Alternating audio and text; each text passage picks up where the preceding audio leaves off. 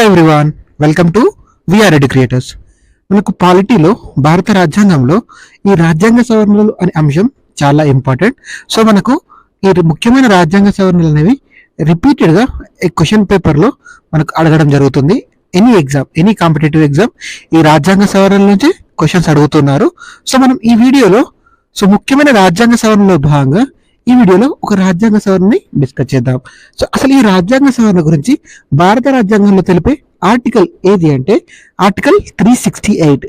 ఈ ఆర్టికల్ 368 ప్రకారం మనం భారత రాజ్యాంగంలో రాజ్యాంగ సవరణలు చేస్తాము.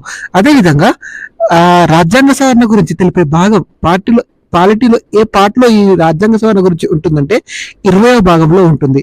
సో తెలిపే భారత రాజ్యాంగంలో రాజ్యాంగ సవరణ గురించి తెలిపే ఆర్టికల్ అంటే ఆర్టికల్ 368. అదే ఏ పార్ట్ లో ఉంది అంటే 20వ భాగంలో ఉంది. సో ఇది బేసిక్స్, ఇవి గుర్తుపెట్టుకునే ప్రయత్నం చేయండి.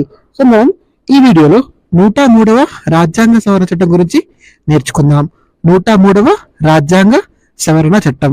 ఈ 103వ రాజ్యాంగ సవరణ చట్టం అనేది ముఖ్యంగా ఆర్థికంగా వెనుకబడిన తరగతులు, ఎకనామికల్లీ వీకర్ సెక్షన్, ఈడబ్ల్యూఎస్ కు రిజర్వేషన్లకు సంబంధించింది. దీని ద్వారా అంటే ఈ 103వ రాజ్యాంగ సవరణ చట్టం ద్వారా ఈడబ్ల్యూఎస్ వర్గాలకు గరిష్టంగా 10% వరకు ఆయా రాష్ట్రాలలో, దేశంలోని వివిధ రాష్ట్రాల్లో ఆయా రాష్ట్రాల్లో వాళ్ళ జనాభా ప్రతిపాదికన సో గరిష్టంగా ఈ ఈడబ్ల్యూఎస్ వర్గాలకు 10% వరకు రిజర్వేషన్ కల్పించడం జరిగింది. సో 103వ రాజ్యాంగ సవరణ చట్టం అంటే ఏంటిదండి?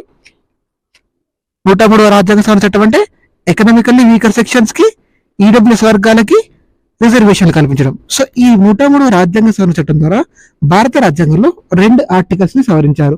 అందులో ఒకటి ఆర్టికల్ 15, సెకండ్ది ఆర్టికల్ 16.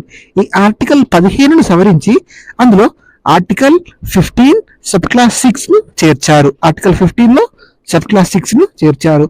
ఈ ఆర్టికల్ 15 సబ్ క్లాస్ 6 ఏం చెప్తుందంటే ఈడబ్ల్యూఎస్ వర్గాలకి, ఎకనామికల్లీ వీకర్ సెక్షన్ వర్గాలకి విద్యాపరంగా ఎడ్యుకేషనల్లీ గరిష్టంగా 10% వరకు మనకు రిజర్వేషన్ కల్పించాలని ఈ ఆర్టికల్ 15 సబ్ క్లాస్ 6 తెలుపుతుంది.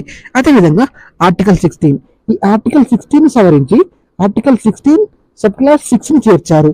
ఈ ఆర్టికల్ 16 సబ్ క్లాస్ 6 లో ఏమని ఉంటుందంటే ఈడబ్ల్యూఎస్ వర్గాలకి, ఎకనామికల్లీ వీకర్ సెక్షన్స్ కి ఉద్యోగాల పరంగా గరిష్టంగా 10% వరకు రిజర్వేషన్లు కల్పించబడ్డాయి.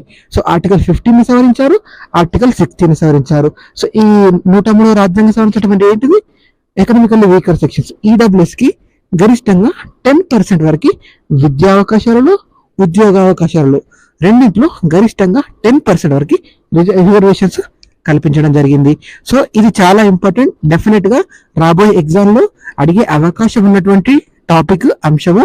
ఇలానే మనం వివిధ రాజ్యాంగ సవరణలను, ముఖ్యమైన రాజ్యాంగ సవరణలను డిస్కస్ చేద్దాం. ఇందులో ఈ వీడియోలో ఎస్పెషల్లీ 103వ రాజ్యాంగ సవరణ చట్టం గురించి తెలపడం జరిగింది.